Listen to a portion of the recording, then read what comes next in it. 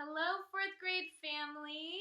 You are here in my house in my solarium, which gets its name from the sun, solar meaning sun, and the sun heats this room through all of these windows. Even the ceiling has windows, and the room is warm enough for all of these plants. It actually feels like summer in here. And you know that Miss Denon loves flowers, so I love to come in here and read or just enjoy the flowers. And I bet you're also wondering, who is this little cute puppy? This is Penny, and she loves to sit and read with me, so she'll be joining us for our read aloud, Skylark and Wallcreeper, which is a book set in 2012 and 1944. It focuses on Hurricane Sandy, which hit New York and Connecticut, but this book focuses on the part of New York called Brooklyn, where a nursing home has suffered the damage of a hurricane, and they had to move all of the nursing home residents to an armory. And so these elderly people are sleeping on cots, trying to figure out how to go about their day-to-day medical concerns and find food.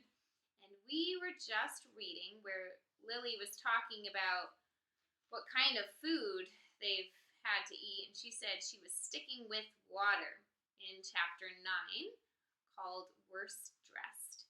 So I will finish chapter 9, and then I hope you'll join me for chapter 10. It seems as if we've been here for a lot more than a few days. Nicole thinks it could be at least another week before the residents get moved out.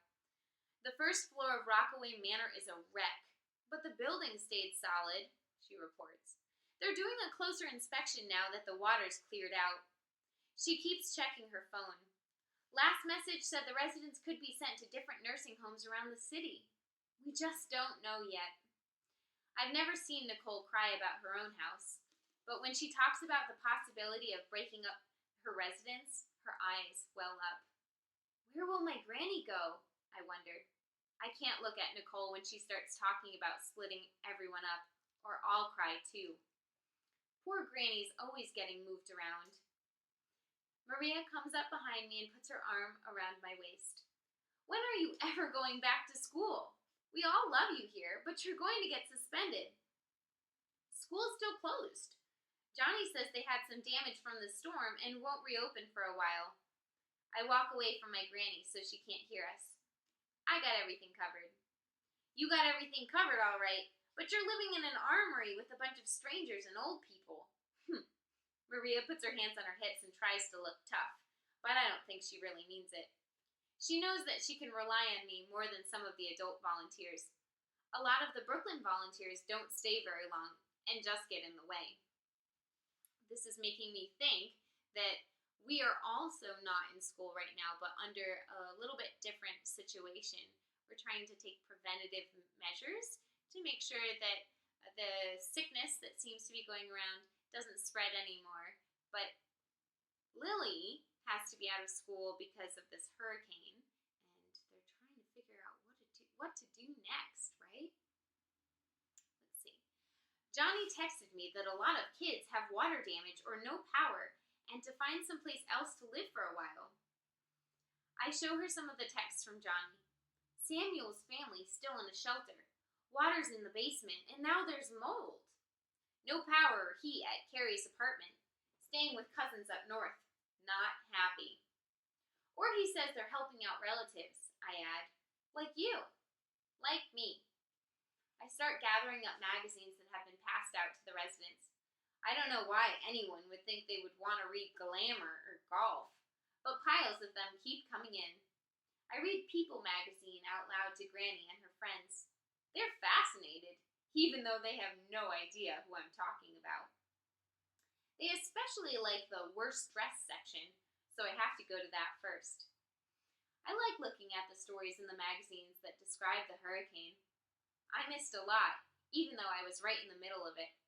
I I realize I've developed a whole new routine in this home. Well, look who's here! Maria jerks her head toward the armory entrance, and there's my mom, swooping across the gym.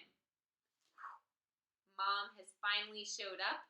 That must mean that the streets have been kind of drained of that water, and she was able to drive to the armory. This is also making me think when it said that they're trying to develop a whole new routine in the armory. You know, it must be pretty hard to develop a new routine, especially because an armory is not really meant to house elderly residents, right? It's not set up with all the medical materials you would find in a nursing home. I bet you're also trying to figure out a new routine because we're out of school right now. I'd like to encourage you to start to think of a schedule for yourself, at least for the weekdays, so that you start to develop some healthy habits for the coming weeks that we're out of school. You might think, what do I do when I first get up? Do I make my bed? Do I brush my teeth? Do I go hug a family member or a family pet? Do I spend some time reading during my day? Maybe you study your math facts or you're memorizing states and capitals. Maybe you go on TrueFlix and read a book about weather. Start to think about what you are going to do to make sure that you keep your brain engaged. Maybe you log on to Google Classroom to listen to me read Skylark and Wallcreeper, or to ask me some questions, and you put me to work doing some research to find out answers to your creative questions. Whatever it is, make sure you're setting up a routine so that you have a healthy and happy next 2 weeks off from school. Thanks for tuning in. See you next time. Penny, say goodbye. Say goodbye.